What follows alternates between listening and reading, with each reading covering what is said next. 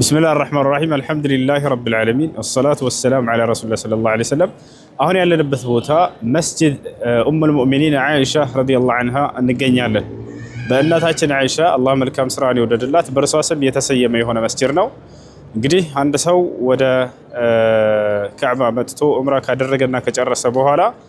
داعم هلتني على مدرك كفلجا ودا زيبوتا متتو عندنا إحرام أدرجو مهنا اللبت እና ለዚያ ተመልሰን መተናል መስጂዱ እንደምታዩት በታላቁ በእናታችን አይሻ ስም የተሰየመ መስጂድ ነው ይሄን ለማየት አላህ Subhanahu Wa Ta'ala ስለወፈቀን ለአላህ ምስጋና ይገባ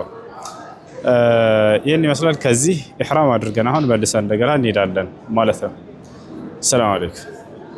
አይ لبيك اللهم لبيك لبيك لا شريك لك لبيك إن الحمد والنعمة لك والملك